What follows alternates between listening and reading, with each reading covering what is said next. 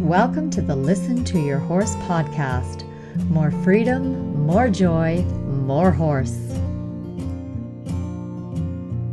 Hi, Jeannie from Listen to Your Horse. I'm back again with Dr. Kasia Kines, and I hope you guys caught our last podcast where Kasia told us all about how she went from being deathly allergic to horses, never having anything, not even touching a horse until she was 40, and then the owner of very challenging rescue horses, including a wild mustang that nobody else could even get near, and how she, being in her complete inexperience and openness, is actually the best person to have difficult wild horses. And if you guys missed that episode, please go back and take a look at it. But Kasia, let's have an update on, because I think a lot of things changed for you after that, after that podcast. Tell us what's happened after. What have been the results and the shifts from doing that podcast for you? Thank you for having me again. And if anybody wants to listen to me speak then, I apologize because I was almost incomprehensible. I was in this tumultuous energy of shifting and and so I will be more clear today. Well, and we talked with Jeannie because there was it's always divinely guided, and I just follow the crumbs. And if I feel I need to do something, I just do. And so it was Sunday that Jeannie, well, before you emailed me about it, I think I missed your email, but your newsletter came up. Here's a new podcast. And the title of the podcast hit me because you only talked about that most important aspect of wild mustangs at the very end. And I didn't really think about it when we talked about it together. Yeah. And it was Sunday. I was in the kitchen. It was a beautiful sunny day around noon. It's like, watch it. It's like, I'm not going to watch myself. No, you need to watch it. Now, you have to watch it. Like, I have to watch it. I'm in the kitchen anyway, chopping. Might as well watch it. Maybe I'll learn something and pick up something new. Okay, I'll click and watch it.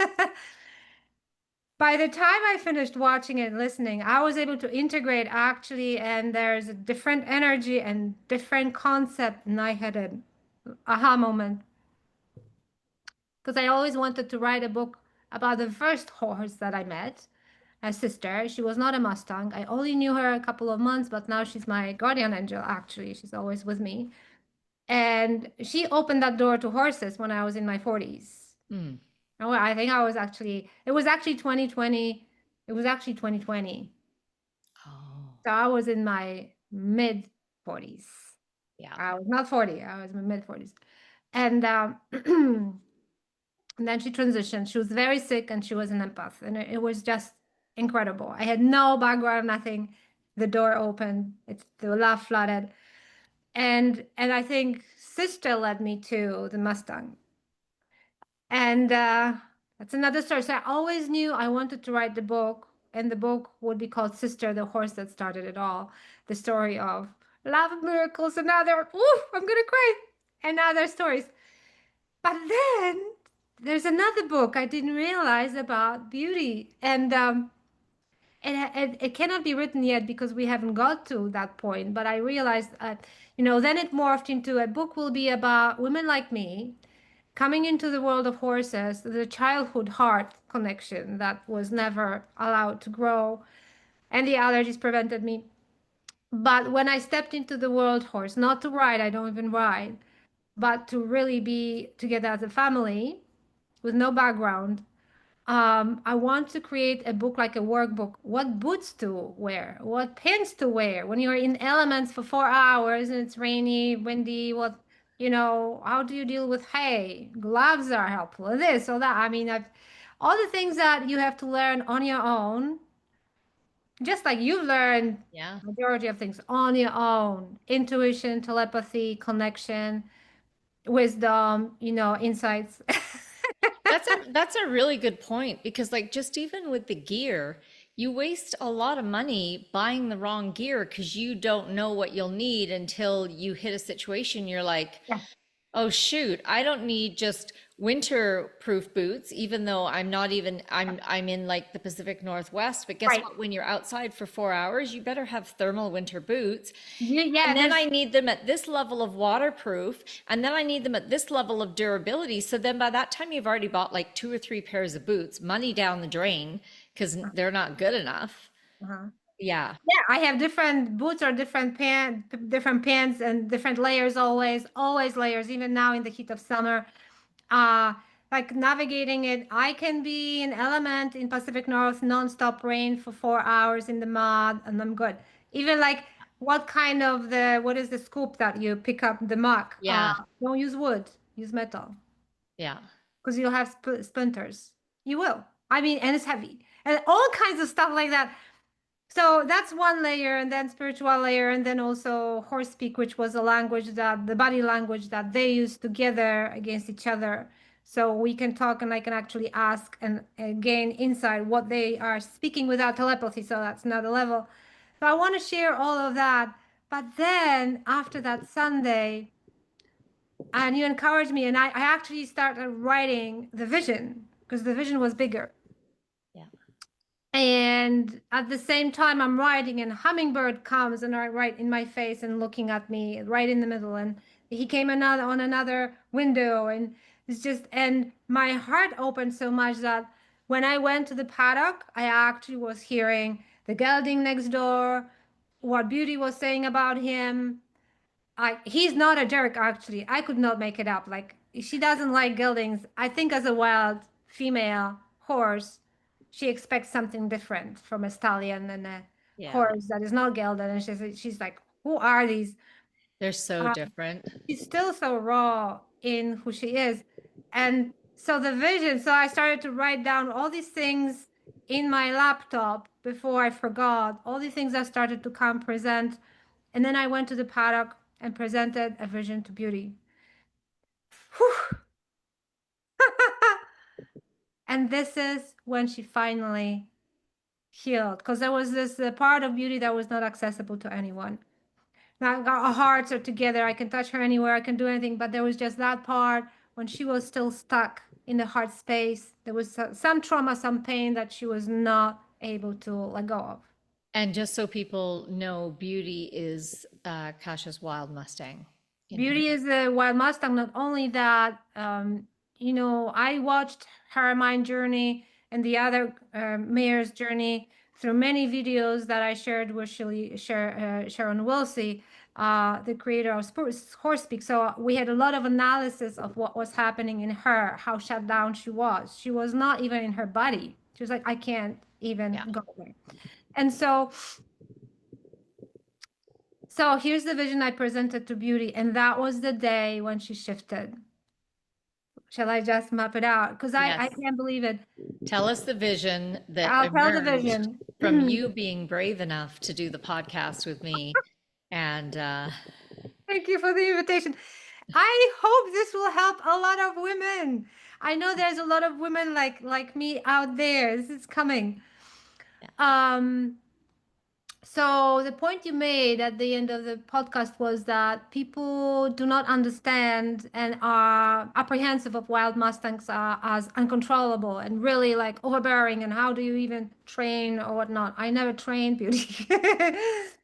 um, and Beauty is also a lead mare. She's very serious, meticulous. She's very serious, focused, and like lead mare is a lead mare. mhm. Doesn't follow anyone. And so that's another layer. And so the rescue set is the hardest, most, most difficult wild horse they ever rescued. They've been rescuing them for a long time, but nothing like that. And so that day, the book will be about me and Beauty and how we're going to connect women like me with Beauty like her. Love it. And there was a time when I was still a volunteer and I didn't have any rights for her. She was still adopted by somebody else. When we were together and she landed her muzzle on my knuckle and went deep for it. And we just were in that no space, no time bubble of complete pure love There was nothing else. I don't know how long it lasted. But my telepathic teacher told me, she later told her it was a it was bliss. She had never experienced something like that in the wild. Yeah. So we are like forever. We are forever heart to heart. And so she's eating hay. I have a big bowl with a slow feeding net on sitting on top of it. And so she's chewing out through the net her Timothy hay, and it's like, Beauty, I want to talk to you. I have a new vision for us. And she looks at me.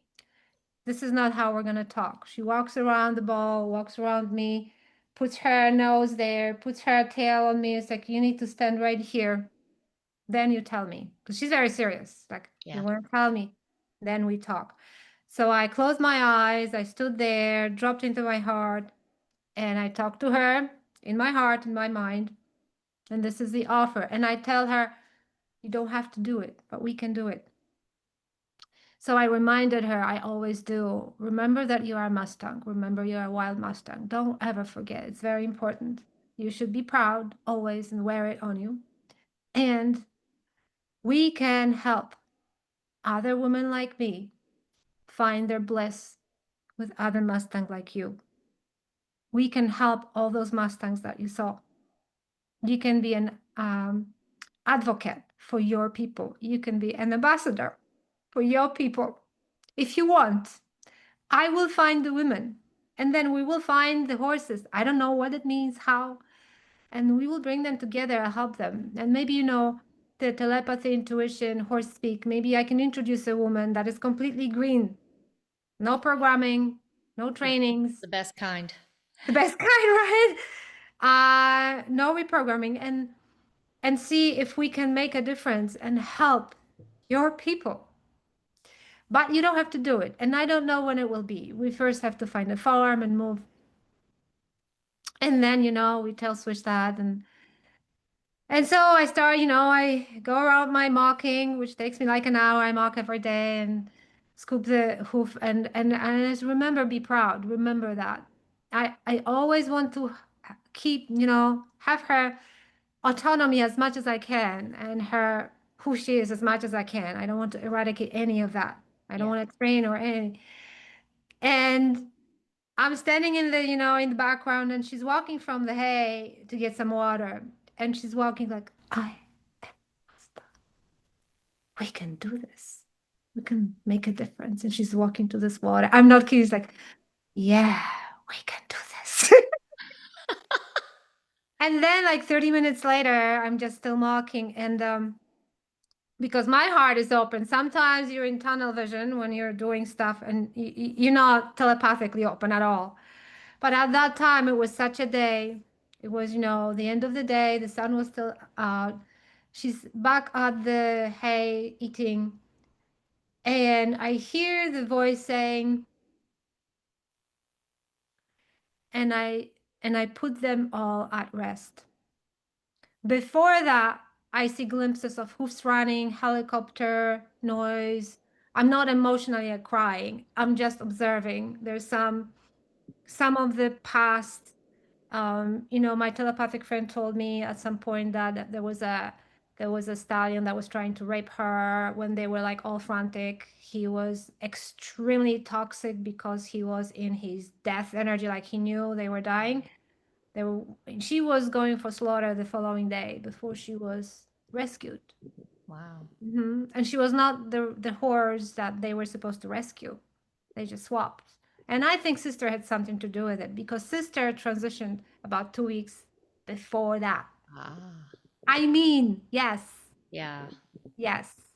Anyway, that's why I have to write the book, because you can't make it up. Yeah. And so first I hear this, I feel this, the commotion, the hoofs running and all this. And then I hear that I lay them all at rest. And I'm standing in this and looking at her. It's like, did I just hear that? A couple of days later, oh, maybe next day, Beauty really didn't understand the halter. And every experience with the halter she had was wrong experience. Yeah. Wasn't my not you can do it differently. It was forced, and there was a deadline, and there was pressure, and I was not involved at that time. I didn't have the rights, and all that story, and I didn't have experience anyway at that point. I'd never put a halter on a horse.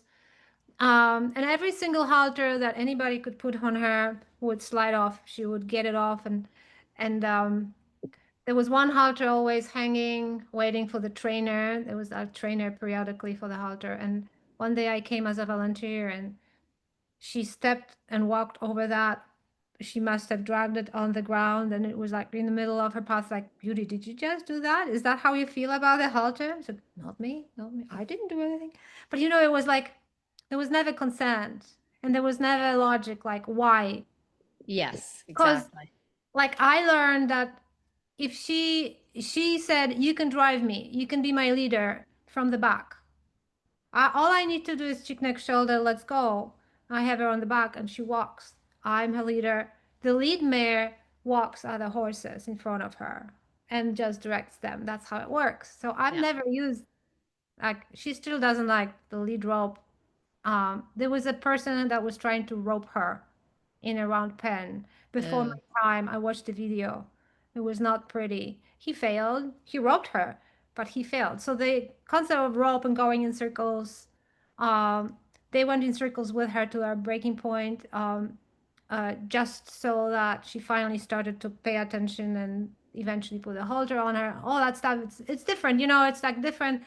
Um, I'm not saying anything. I'm just saying that's what happened. So she needs to understand why. Everybody needs to understand why you're doing something. yeah. What's the purpose? Where are we going? Why now? And horses can say not now. Yeah. And that's very important. Not now. You can have conversations. How about now? Okay. And so, Yeah, I want to highlight that because often, we think that a yes or a no is a yes or a no, like end of.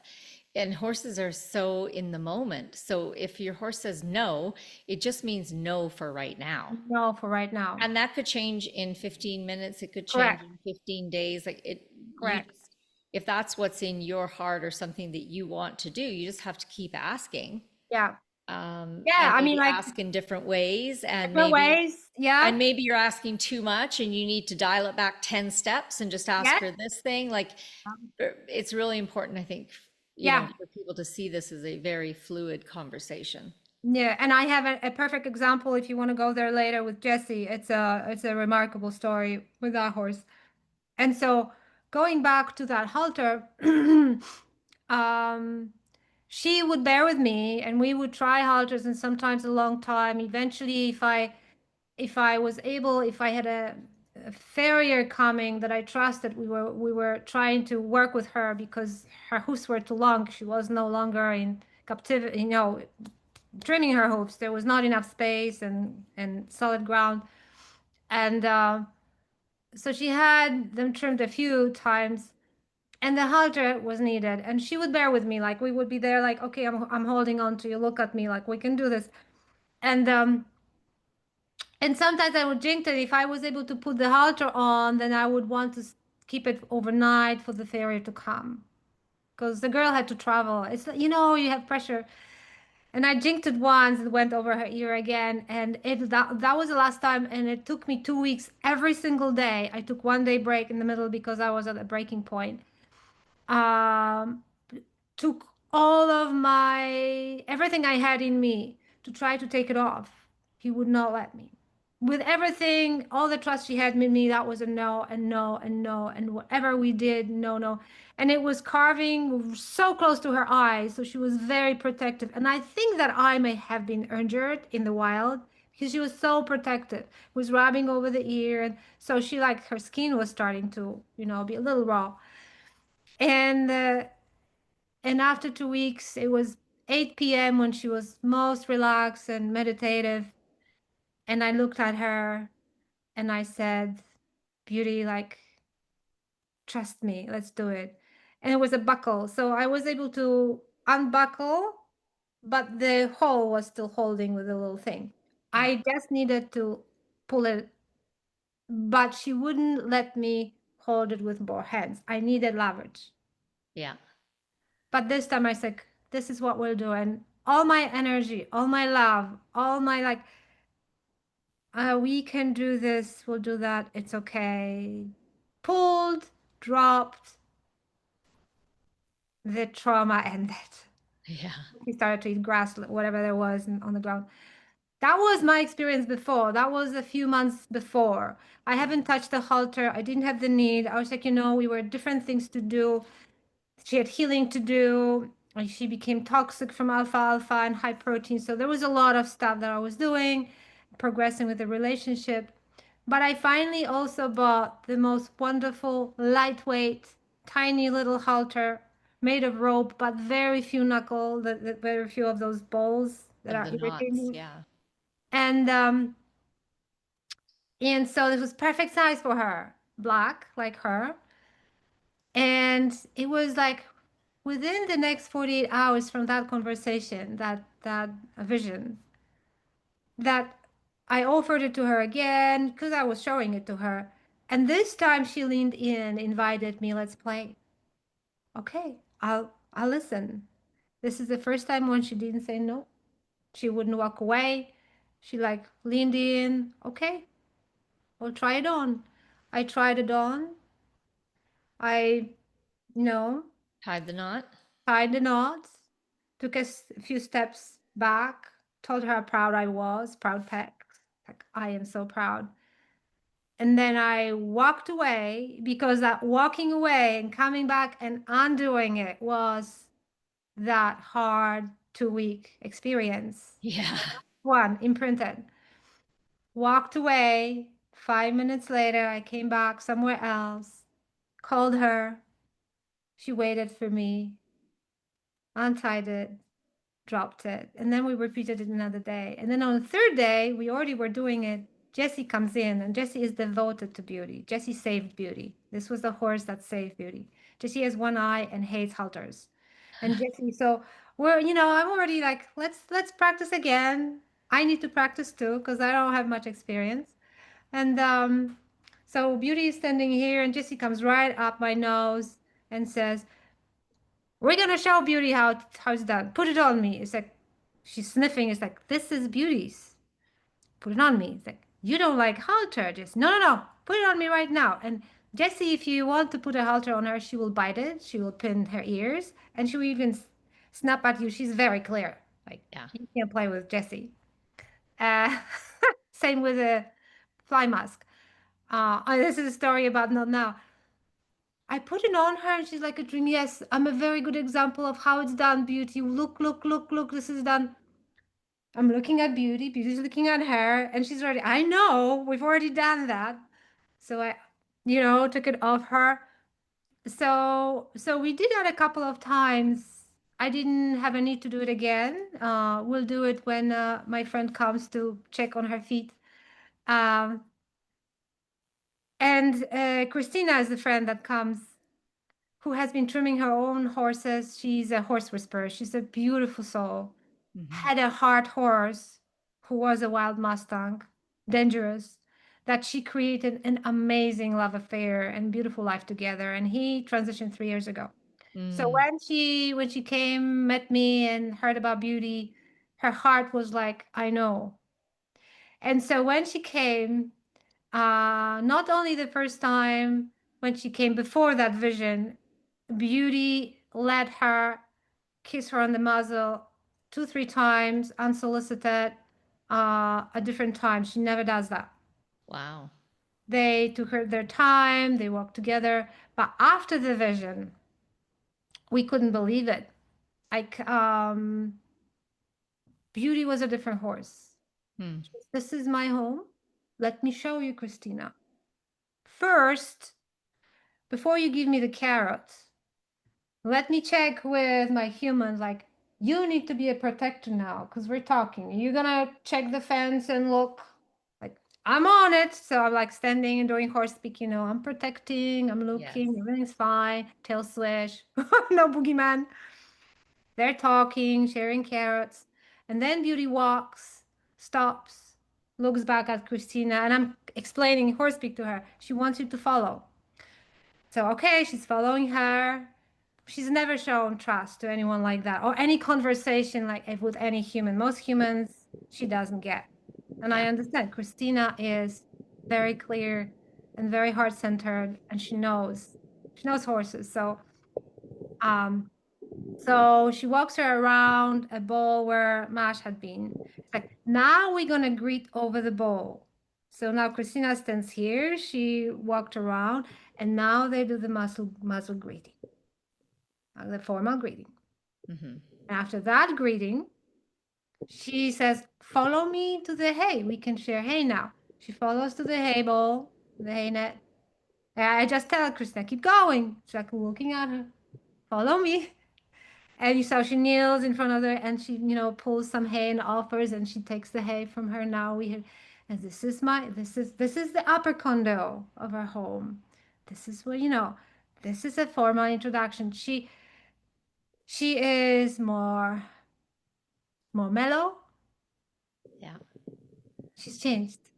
Completely changed. That pain of loss of her herd, I think it was a herd of five, maybe from my telepathic teacher. We ask, she had babies. She was pregnant when she came, rescued as well. So she's a mom. She's been through it, and she's also a priestess of transition for horses. She's been at death when horses die, and she guards. She watches and she helps with the transition. So she's not afraid of any of that. So that's what I picked up on this journey. But she was always just different, and now she's more like, I am enjoying my life more. We're going somewhere. We have a purpose. So Beautiful. the first purpose was, can I unlock her so she has a purpose with other horses, because she was on her own. She was biting other horses. It was only Jessie that kept leaning through the fence. She wasn't groomed for like 2 years She because wouldn't let another horse near her, would she? mm, she Yeah. would stay away from humans and horses, beware. So when I started to integrate her with two other mares, they were cautious about the hay party. Like they were cautious, like we come back. We don't know what she's gonna do. Yeah. And then Jesse eventually leaned over. I think it's okay to groom together. And that first time I was just, and it was after a year Yeah. Horse of time. them, horse time of them being next door. And now I've never seen a horse devoted to another horse like Jessie is. Never seen anything like it. And the other day, Jessie behaved like this towards me. First time. That's the story of Not Now. So what else? Well, two things. First of all, just to explain to people, when you mention horse speak, that's a system of body language developed by Sharon Wilsie. She has a book and she has videos on it. Very useful, just that she picked up from observing, Oh, watching and observing listening. what So horses do, yeah. it's a wonderful shortcut for people who don't have the time to watch and observe for hundreds of hours. Uh, And it's great for people green like me because I literally joined her club with a weekly live video analysis, including mine, like weekly. I joined that within like 2 months of meeting Beauty first time. So my communication with her was completely her language. And yes. this is how it went. It was so fast because I was the first human that made sense to her. Yeah, exactly. Who's the first human who's behaving rationally No, and like logically and she's, I was like, if I do a little cheek, neck, shoulder, which is what they say to move each other, she's like, yep, moving. Like it's her language. I'm just mimicking in human body what she would hear from another horse in horse body. yeah. So, it's like we're learning their language rather than imposing our craziness. So Yeah. that was my foundation, and intuition, love, and giving space and not pushing, and sheer So love. I have another question for you, because that first podcast that we did together was kind of a spiritual coming out to your professional clients and, in your work situation. where you are a clinical nutritionist and you specialize in helping people with Epstein-Barr virus. So you're, a science-based, can we, I mean, the MD profession doesn't like to call you a doctor, but you have a PhD, you are a doctor. And so you coming out really honestly about telepathy and about spiritual guidance and Yeah. did that, Am I ready to go for that? Yeah. did it To the shift general things in your business work?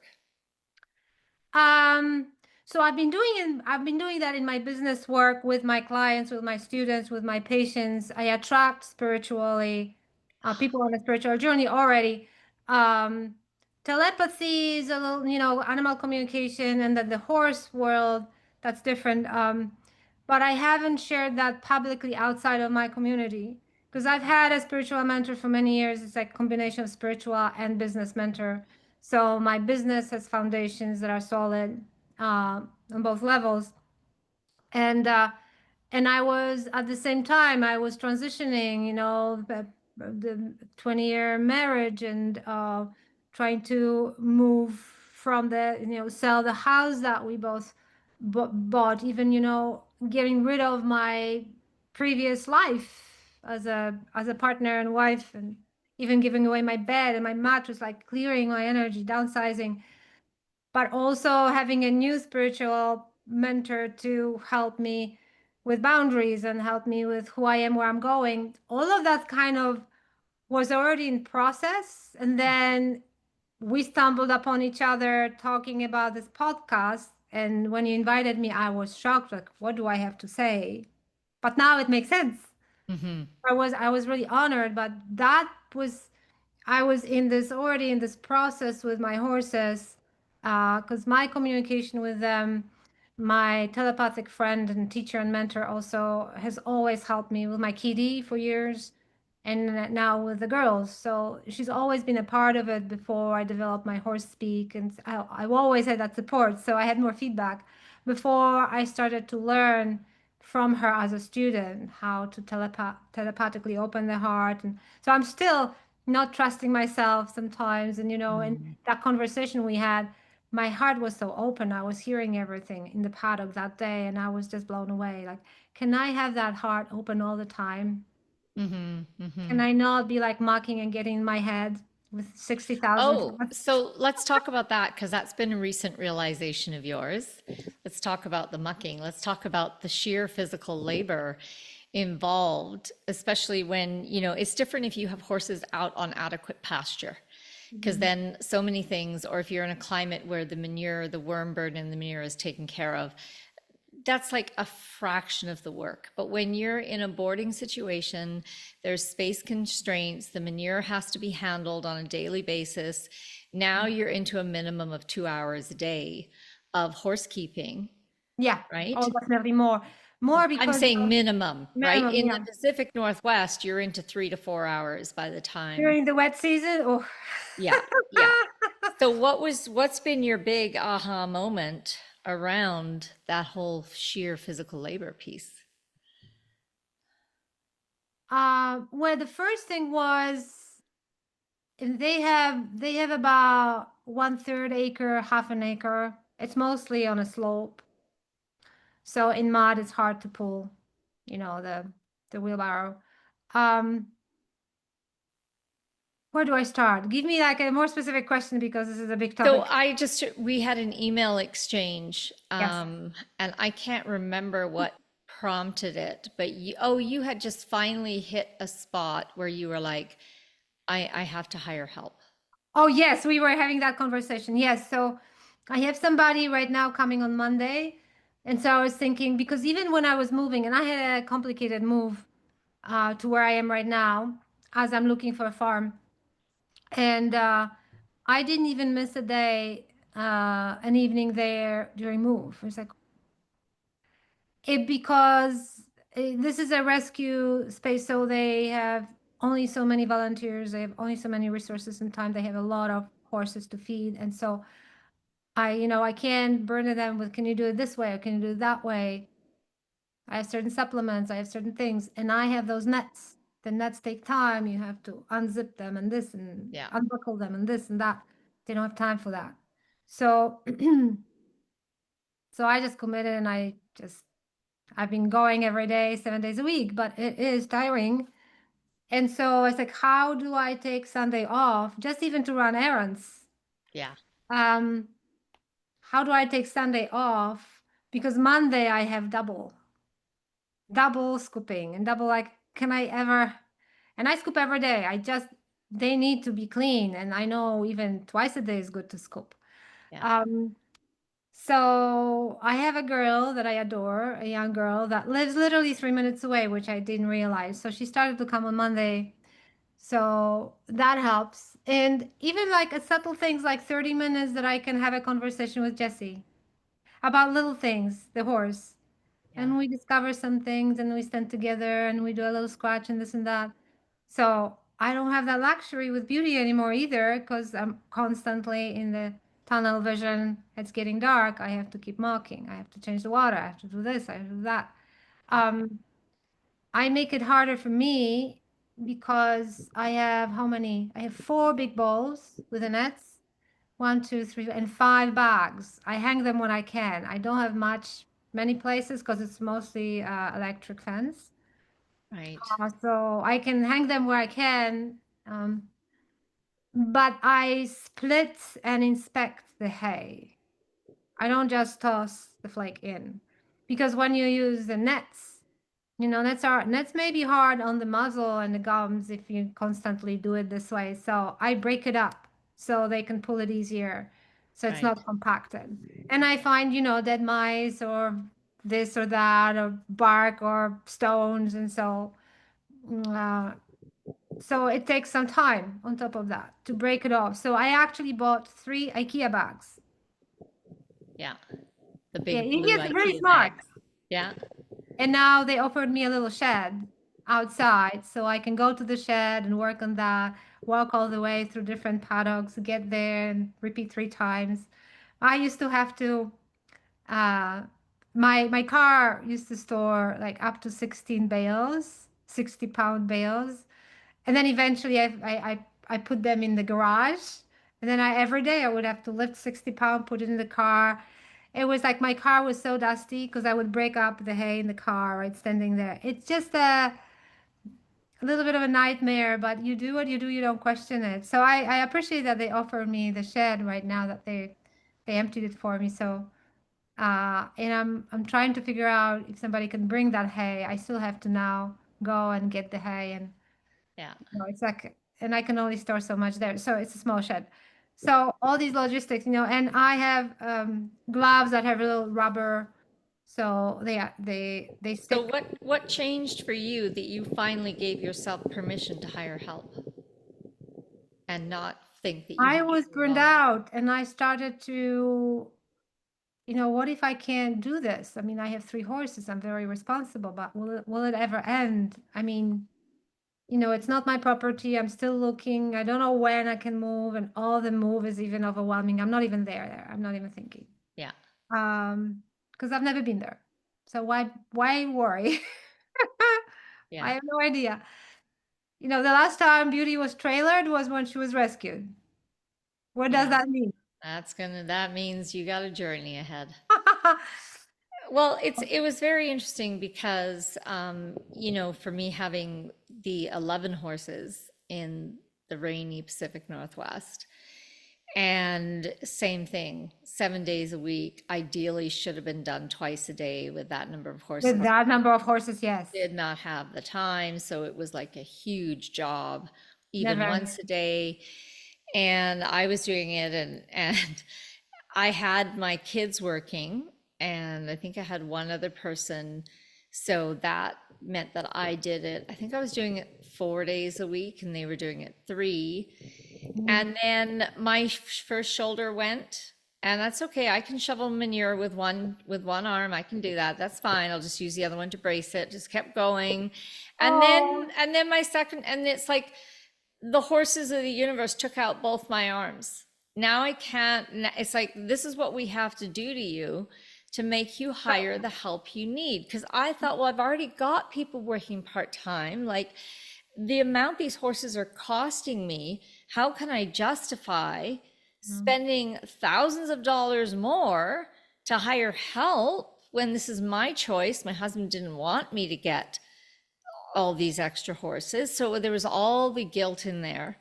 And Mm-hmm. then the only way was to completely disable me. And then I was Yeah, forced. so that's how And then stubborn I you got were. Yeah. Yeah. barn help 7 days a week because what the horses kept saying to me, we're not here just to be horses. You're not, this is not what we're doing here. You're not a horse person that wanted 11 horses and all the way. We're here to do the spiritual work. But if you're spending 4 hours a day shoveling manure and Nothing happens. loading slow feeders, there's no spiritual work getting done There's here. no, yeah. And I haven't done anything for so long with little glimpses. Exactly. Yeah. So in terms of me, I have a chiropractor and, my pelvis keeps getting twisted because it's like repeated motion in one way. So yes, it is. My back has been so good. I have scoliosis, but for years it's been amazing. And this is the first time when, I have pains that I haven't had for decades because of that pelvis twisting. So I have to start going to him like I used to. But yeah. Um, Yeah, and so then you know that after you see a chiropractor, you don't lift things that day or the next day. You have to give your, so that's 2 days. You can't do barn chores. You have to hire help. yeah, so I was thinking about asking some young volunteers if they would want to make some money. I don't know. For me, it's like waiting game. I just want to move. And when I move, I'll settle down, I'll find community and then I'll resource and then I'll settle. Right now it's like, I listed my house first over a year ago. It took me a long time. So I constantly was like, I'm moving, I'm moving, I'm moving. I had a farm under contract. Yeah. Um, I almost moved, but my house didn't sell. So it's like I was in that limbo. I'm not gonna commit to anything because I need to move. Yeah, but So so meanwhile, that's already 2 years of you not having barn help because you don't want to commit because you're moving soon. And this is what we do to ourselves mentally. And I just want to throw it out there to everybody. The whole globe is in chaos right now.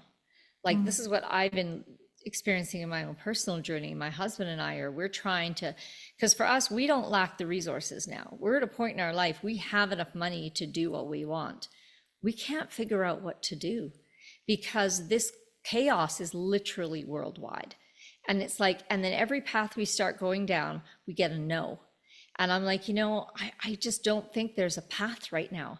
And you can't ask the universe for guidance when the universe itself doesn't know what's going to happen. Because what happens out of this chaos is determined by humanity.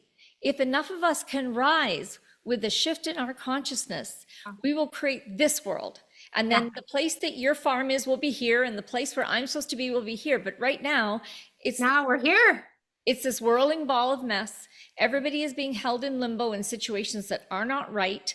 There's like even for me here at the ranch, like in terms of my family and all that, this is not the right place for my family to live, but we're being held in limbo right now. So just Interesting. offering that perspective that, Okay. and this is a global thing. You can't go like, oh, well, I'll move countries and then it'll be, no, in every country you see the same level of chaos right now.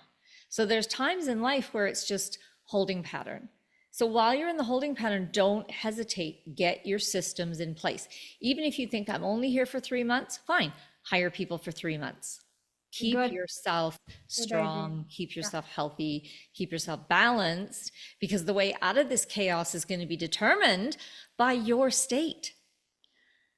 That has to be priority number one for all of us. Yeah.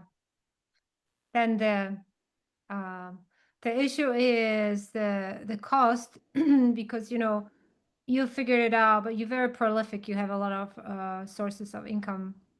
My business is still paying for the horses, Oh, and mine so too. Yeah. um, and so so that has been a little bit of a challenge, especially that upheaval, because that upheaval has been also financial. People are in chaos, and so Absolutely. resources holding on to them. So just paying attention to Yeah, that. but it's still the bottom line that you working an hour in your business I guarantee you're making far more than the hour of the person shoveling Yes, over. absolutely. So that's a Yeah, thing where you just have to go, that's a bottom line. that's the Because, bottom line. Yeah, and absolutely. you know, Absolutely. part of that spiritual work too, it's like, well, if you have to really focus in on making money, so instead of spending 7 days a week connecting with your horses, you're spending three, but the other 4 days, you're really like, you can ask your horses for help with your business, and they will tell you which ways they can help. So for my herd, because I was like, okay, guys, because you know, I'm absolutely kind of like hesitant to say how much the horses were costing me when we lived down on the coast, because people would just be like horrified. And my husband, of course, was horrified. He's like, half of my salary is now going to these horses. And I was like, I know. And for me, I was like, well, this is my guidance from the universe. So the universe will provide. I thought we would have an increase in revenue. We had no increase in revenue. And so I would go to the horse, I'd be like, what is the plan here? Like, what? You can't just load me with double my running costs and then nothing. Like, what? Like, I thought you were going to help increase sales. I thought you were going to. And the horses were like, we don't work that way.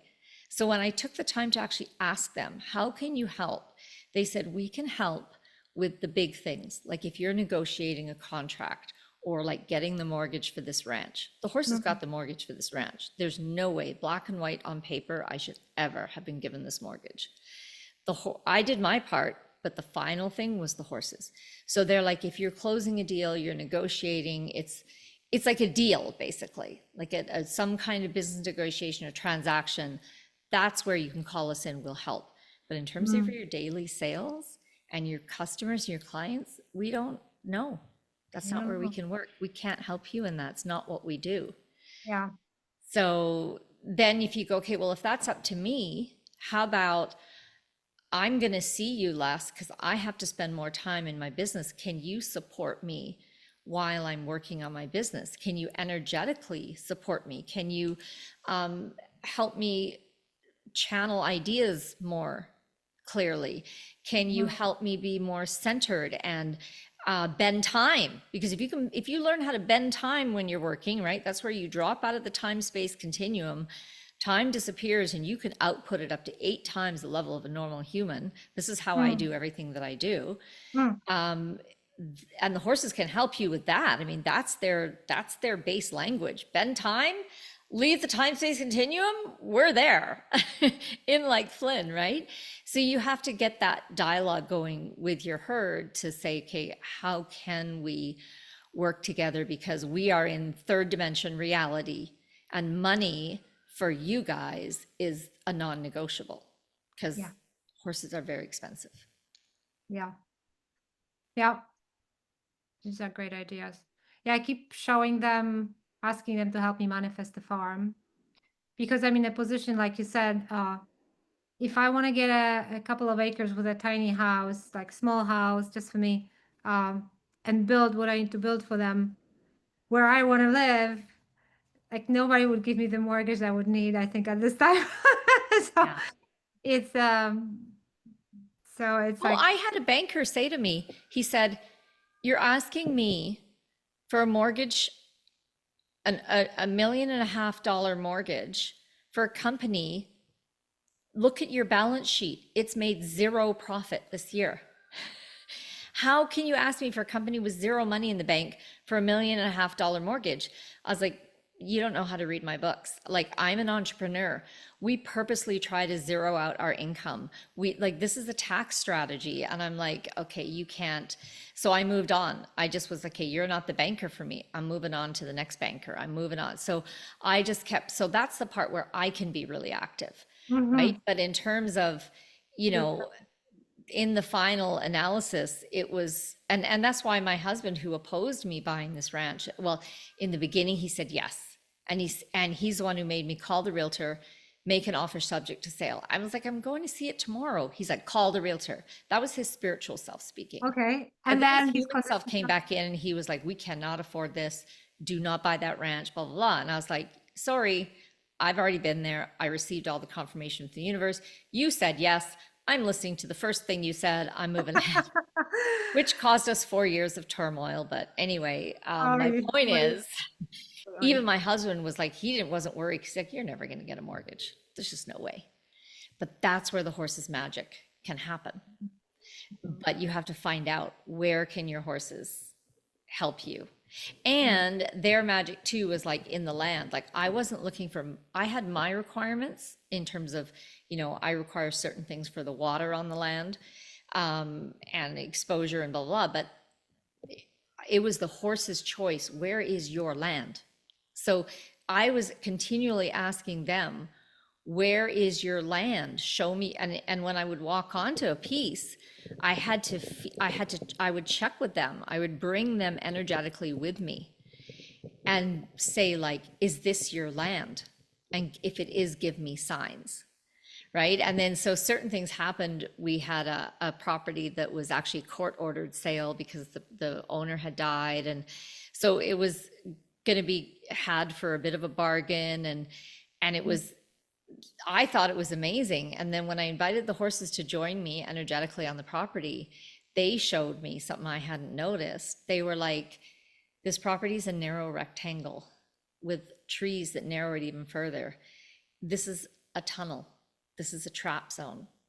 So we're not going to use 3/4 of this property because there's no exits out. There's only one way in and one way out because of the trees and the way that the creek was. And I was like, oh, I didn't even notice it because until I brought them in, I couldn't see it through their eyes. So it looked like this incredible grazing land. And they were like, no, won't even go there. 3/4 of property gone. So Yeah, yeah, very interesting. Yeah, I'll have to keep asking them to help me find the place. yeah, yeah, I think, one thing I was thinking when you were talking, why I didn't have anyone help me before.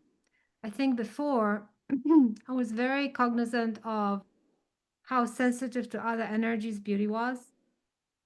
And yes, there's a lot of energy and a lot of cell phones, people walking with the cell phones and this and that.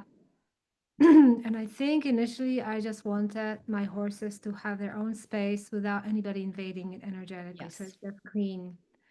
And I'm very selective too about who I invite. And every person that I invite into the space, they respect and they like, they enjoy, the energy is right. I exactly. think that's That's a really good point that I'm glad you brought up, because that's Mhm. another place where, yeah, I will bring someone, but if the horses don't okay that person's not working there. So Mhm. we had this one guy arrived and I was training and Montaro just kept looking at him like this. And I'd be like, Taro, what's up? And he just kept looking at the guy like this, but he didn't say no. I'm like, do you want me to tell him no? He didn't say no. So we just kept going. And then one day, the third day of his training, Montaro finally said, there's an entity on his right leg and it's got to go or he can't work here. So now I'm into this conversation with this young lad that I don't even know. He could be evangelical Christian and like I don't know what his orientation is. And so then and I was like, well, Montaro says, and he's like, what's an entity? I was like, okay, we're starting there. So we went to, but it's the horse's space and they can perceive things that we can't perceive. So Montaro's like, this person is good, the entity is not. He has to be willing to release that entity or he can't come into our space. And then I showed up with someone else that one of my barn workers referred because he thought she'd be amazing. She was coming down the barn road and the horses said, do not let her into the paddock. They were like, keep her on that side of the fence. How do you know? That's the thing. Because I don't pick up that Yeah. information. Well, you have to ask Beauty because Beauty will know. 100%. You have to, and so this is the thing, like you said, it's really important for the horses to have their energetic space and to have their energetic boundaries. So anybody who's coming into that space, they have to say yes. It doesn't matter what we think of the person. I mean, it does, but the final decision has to be the horses. I don't know what they think about the girl that comes. I know her, I trust her. She's really a good soul. That's interesting. Yeah. Yeah. I Well, know. and then and maybe, go check with your horses. Beauty might say, "No, no, she's good. She's fine." Okay. I will spend some time on that. Um, because I remember initially it took a lot of clearing, like to feel that the space was theirs. Yeah. And the land itself had a lot of stuff on it. I think sometimes there's Yes. still stuff on it, especially in that location. It's a little rough. Yeah. And so yeah, so they have that space that is just theirs, and it's at the end, so volunteers don't walk through anywhere through them. Nice. That's And perfect. they no longer visit just to visit because they know these are my horses now. Yeah. So the girls had an opportunity to live together as a herd, just Yeah. live together. Which is beautiful. And I think it's also like, you know, the thing that you don't see until hindsight, because when you're in a situation that's less than ideal or has significant issues, all you think about is what's wrong with the place you're at. And if I could just get to my own land, if I could just get to my own place, everything. But then once you get to your own land and you look back, then you really see the reasons why you were held in each of those situations that Mm. benefited you and the horses. And they were actually crucial to your Oh, pathway. absolutely, So absolutely. again, that's where you're back into trust. Well, if your farm hasn't arrived yet, there's probably at least three good reasons for that. So Yes. lean in where you are. Lean Lean in, in. yes, yeah. Lean in. I agree completely. Because I randomly, mysteriously have this wonderful friend now who has been trimming her horses for years and wants me to successfully trim as needed. And that relationship with beauty she developed is wonderful. And so I would not have met her. I wouldn't know. I couldn't find a farrier. I didn't know what to do. I was really Yeah. grumbling by, but I just asked the universe. Yeah. And I still have things to learn, and we're still working on the warming. I started to talk to the worms because of you. It's like, I see the hive community, and it's like, you better go because we're taking you on. Go somewhere else. I don't know if they're going. Yeah. uh, Well, and have that dialogue with them, to say, so we do this with my gut healing client customers, readers, followers. I don't do one-on-one consults, but I help people a lot through my books and through a support. I have a whole customer service team. But anyway, when people have a stubborn infection, whether it's C. difficile or candida yeast or whatever, that dialogue with the microorganism, with the pathogen, with the parasite is really important because, and it can't just be agenda driven. It can't just be like, okay, you need to leave, because that critter is there for a reason. If there wasn't a matching lock to their key, they wouldn't be there in the first place. So often the first place to start is what makes this a good home for you, right? And yeah, it's not necessarily a physical thing. It could be, well, she has unresolved anger, or there's a trauma from childhood that provides the perfect yeah. conditions for us to thrive. And until you heal that trauma, or until you release that anger, you move into forgiveness, you're an ideal host environment. You have So that frequency. Yeah, you have the matching frequency. exactly. It's interesting because that infection happened this spring, summer now, with all three of them. First time that I know. And she's a wild horse, so she should respond beautifully. The other one are the way other ones were cleared with medication. I had to go into medication. I tried different herbals and they were very slow. But the beauty is the one that is resistant. So you think like what was that ground for her? Because she was still in that pattern when she was locked emotionally. Mm, She still had those unresolved grief and pain and loss. yes, there you go. So So we'll see how it goes. But Yeah. yeah, I was a little irritated with the bugs. Like you guys have to go. So I'm gonna change the way I talk to them. But you can talk to your bugs, but can you talk to somebody else's bugs? Yes, exactly. The question. Exactly. Yeah, and maybe your role is guiding beauty to talk to the bugs, Ah, right? You have to connect to these worms. Why are you here? What's attracted you here? What's led you here? What purpose are you serving? How have I created an ideal environment for you? What's imbalanced in me that this is a good place for you to live? All those kinds of questions. Have beauty ask her body and ask the microbes. yeah. Yeah. um, and then see what arises, because yeah, and sometimes it's stuff that just takes time to resolve. Yeah. And not saying that we ignore the physical. Like for me with Odie, she had a really high parasite load because she was severely malnutritioned for her entire life, and she was forced to eat the scraps of the hay that were mixed with all the urine and feces of all the other horses, because she was the youngest, one of the youngest. So her Oh. gut was just destroyed. And I said to her, what do you need? And I had, ivermectin is a natural wormer. It's cultured on, a natural organism. And then I had all the others that were synthesized drug things that were stronger. She picked the strongest one, and that is almost, they can say, well, this is dangerous, don't use it too many times. That's the one she chose, and it was absolutely toxic and foul. So the first time I gave it to her, again, unhaltered, and I squirted it in her mouth, she spat the whole thing out all over me, just because she couldn't believe it. She was shocked at how horrific it was.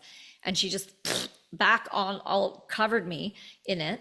And I was like, okay, well, how are you going to, if you want this, how are you going to get it down? She's like, carrots. Have cut carrots in your pocket, squirt it in my mouth, immediately give me the carrot. So she was using the carrots like a chaser to Mm-hmm. help her force Yeah, it yeah. down. But she chose that. She wanted it. She only had one dose in the That's what's up. whole 8 years she's been with me. But she needed that initial dose to give her really big clear out. And then after that, she's chosen ivermectin, I think once, maybe twice. And then the rest of the time now, just the neem leaf coated with the flax oil. And then that's all she's needed. And then I give them ongoing probiotics because, of course, if you're clearing stuff out, you got to replace it with the good bugs. And that's all she needed. So it's not about, this whole thing of we have to worm ongoing and we have to, no, you don't. And No, and I that's went. what is, it's like antibiotic overuse. That actually leads to Yeah. trouble, and then nothing works. And Yeah. I have a microscope mhm, and I look. yes, It's fun. I've looked so many times. I track their numbers, all three of them, how they responded. I see under the microscope, I see microplastics. yeah, And they're always blue. It has to do wow, something with the little threads or the what the bales are in, it's always yes. blue, little blue Yes, specks. the bale. Oh, I'm so opposed to those. When I grew up, all of our hay was baled with natural sisal twine. It Mm. was, and it biodegraded, and there was never, and now we just, the plastic, oh, it's, Yeah, yeah. And yeah. then I talked to some hay growers. I'm like, why can't we have the natural? And they said, number one, nobody it's much less, like it has a high, it breaks easier. So you get more wastage when you're baling. So farmers don't want to use it for that reason, affects their profit margin. And the Mm. ones that did want to switch, because I had a guy he specialized in low sugar hay, so he already had a more discerning clientele. He was actually open to it, so he looked into it. He said, oh my God, the price difference. Because he said when it was being used a lot, there were big factories that produced it. He said now there's Mm. just a couple factories, and I think Specialty. Brazil or some, yeah, I had some Country. other far away, so you're looking at a high shipping cost, Mm. and there's only a couple places that make it, so the price is just really high. So even a farmer that was open to switching was like, I can't financially make this work. Yeah, yeah. Mm. Anyway,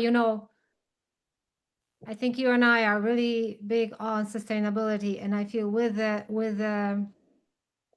medications or protocols for warming and deworming, uh, having a microscope was the best thing I invested in. Cost me about $500 with all the gear.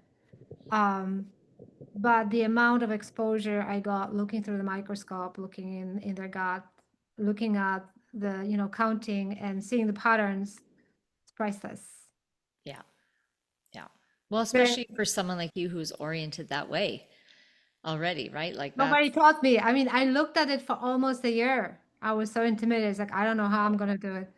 And once you read the instructions, now you can do it. But it's like I was so overwhelmed with everything else that I just couldn't really. It was just beautiful standing there waiting for me. And finally, Jessie got depressed. This is why I was like, what is this? What is this? Jessie got depressed and she started losing weight. Different things. And so I looked at it and they were infected. yeah. So I don't know if they were infected before, but I kind of know why, maybe. Because there's yeah. So anyway, yeah, so I'm working with somebody and we're gonna try ivermectin at this time. Before we tried something more aggressive, but she was as high as 5,000 at some point. Mm-hmm. Yeah. And the herbs were like too gradual. I understand, one thing that I've learned is that if you have chronic worms, you really, as much as I don't like medications, if you don't get a handle on it, they can encrypt. Yeah. Um, they can really latch on into organs. So So I'm gonna do a new protocol coming soon. I'm finishing one right now. I'm gonna Yeah. retest. It was 2600 last time, and this time, first time in my life, I saw those worms. They were already rod shaped. They were wiggling. Every single egg was wiggling. I'm trying to hatch. It was like, oh, they're gonna burst out of those eggs. Oh my gosh. Yeah. Quite an experience, but it gives you independence. The more we can be independent from vets, and it's like less stress, more empowerment, more knowledge. You get to But know. but also like let's not take our sanitized Western viewpoint of pathogens. Like all of humanity and the animal kingdom evolved to coexist with parasites. There's a lot of symbiosis. We can carry a lot of stuff, and not only does it not negatively affect us, in some ways, it works together with our immune system. Chaotic. Yes, there's a caveat. My horses are in a more unnatural environment. Exactly. Beauty cannot go and dig in the soil and eat the bark, very toxic otherwise, that will give the exact chemical components at the exact dosage. When the Yes, brain registers, like, this is how much I need, keep going, oh, done. She doesn't have that capacity. exactly. They That's, can, on this ranch, I've identified 30 medicinal plants where the horses can self-medicate. And that's not even getting into the barks and the fungi that are here. So there's an entire medicine covered, but also, so there's the environmental bioterrain, but then there's also that internal energetic, emotional bioterrain. And so just attacking pathogens, you're hitting one out of three aspects. So yeah. until you get to a place where you can change the environment, and until you've done the work to shift the internal environment, it doesn't, you're not gonna get a net positive by just going hard on the wormers. Yeah, totally. It's really, like you say, listen to the horse. It's really observation, Yeah. because, you know, uh, I was not warming them at all. It was not even, no, everything is fine, until Jessie started to show depression and different behavior. Because Yeah. you're there every day, you notice, Yes. and then Yeah. Sugar lost weight really drastically. Each horse is different. And so, um, and like you said, when we bring more balance energetically, may I share the not now story of Jessie? Because this is so inspiring to me, but it Yes. took her Let's 2 years. let's end with Jesse's not now story. And yes. Go. So She's in her 20s. She was rescued maybe a year before Beauty, and had to have her eye removed. She was a working horse, I think, and is very protective of that blind side. Is very devoted to Beauty. Has a lot of scraps and bites and scars on her seeing side because Beauty needs more space sometimes. Like, Jessie, give me space. But also, she has, I think, since birth, she is night blind, and I suspect that her hearing has gone maybe through the injury of the eye initially or surgery, something. You can spook her easily, even though you talk to her. I don't know that she hears very well. Right. So she has those couple of components that make her really very self-protective and defensive. And if you come too close, she's not very loving. If you come too close when she doesn't want it, she will. She even bit me on the head, but without hurting me. It's like, nope.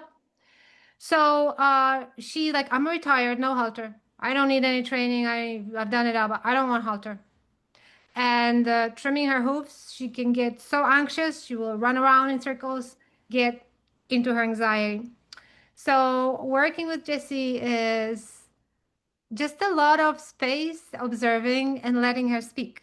Mm-hmm. So with a halter, we would have conversations. How about that? In HorseSpeak, this is how they ask questions. So Jessie, would you like a halter now? Biting the halter. Okay, well, tail swish it. I throw it on, drop it on the poo on it, walk away, come back. How about now? But then that's, if you need a halter, you need a halter. But fly mask is, she hates flies more than she hates fly masks. And there's one fly mask that I have, I'm very selective so they can see. It's like, but the strip ends right here. By the It eye. blocks her peripheral vision on her one eye that she has, and I hate it. And I keep moving it. And well, initially, she will bite it and she will bend the ears. Like, but I'm standing there and take a step back. It's like, this is your head, Jessie. I'm just asking the question. Fine, tail switch. No worry. We'll throw it down on the ground. We'll talk about it later. And I can come up if I see the flies are all over her. She will like swing her head in despair. Yeah. I'll come back again and guess, the flies are in your eye. No, well, how about it now? And sometimes throw it down, and eventually sometimes she will literally walk to it and put the nose on it. It's like, are you ready? Because if I try, she'll pin her ears. Okay, no. But then I'm like gently, putting it, and she's standing like a little doll. Like, yeah, put it on. And yesterday, I brought a new halter, which has a visor. So it's like, it doesn't touch the eyes. It's like that. Oh, very nice. It And the holds it strip all is out here. from her face. And then it has a protection for her muzzle. Right. So even flies off the muzzle. And so again, the conversation, would you not, what do you think? And she like, okay, well, let's try it. I put it on, and she's looking at me and she's thinking, and I feel she's impressed. And she walks with it. And then I'm sorting out hay, I'm kneeling on my knees in front of this big bowl. And Jessie is wearing this mask and is just approaching me, lowering, lowering, lowering, lowering. Like, my head is here, lowering, like rubbing me against her muzzle. Like, I'm just like, I want to tell you. And so I'm actually kissing her side of the muzzle, which she doesn't really care for normally, and like rubbing her there gently. And that is a horse that doesn't like these things, but it is her way of saying, I see what you've done. I don't have this thing in my eye. I can see. And as the visor is here, it's more protection. When she is at night, we have blackberry bushes. I keep trimming them. At night, she gets cuts all over because she's like a dog. She has to use her nose. She's blind. Right. So eventually on my farm, I'm gonna give her a visor for the night, so to protect the whole face. But it was interesting how she approached me like she approaches Beauty, like, Beauty, Beauty, Beauty. You okay there? Can I touch you here? Can we eat together? Like, go away. It's okay. I'm right there. Um, And she finally asked me to scratch her belly. She's never asked before. No. I know it took 1 year for me to see that Sugar had a belly scratch that she needed. So Sugar had to throw herself on her belly and rub the belly on the ground in front of me. Yeah. Finally, because I was really focused on Beauty, she has sweet itch, so I always scratched her. Right. It took me a long time to see Sugar, but I tried with Jessie a few times and she was like not into it. Yeah. But now she says, you really are my girl. You can scratch me. It took a while. It took a long time. Yeah. And I love the way your story with the halter and the fly mask and the not now and just immediately dropping it. No disappointment, no like frustration, just like okay, drop it. Go do something This else. is her body. Yes. So if we put something on their body, there has to be consent. Like for Beauty, I always wanted consent. Let's put the halter together. It's Yeah. not just me putting on, because the horse is a prey animal. We're taking away some of the freedom of her to move or her to see. This is our agenda. They may feel impaired. So the agreement, the purpose, and treating them equally, like I would hate that thing in my eye, in corner of my eye, like sticking out. When Right? Like anybody would hate something rubbing on their eye and obstructing their something vision. This rubbing in is the, not all rocket those, science. It's the pretty mask, obvious.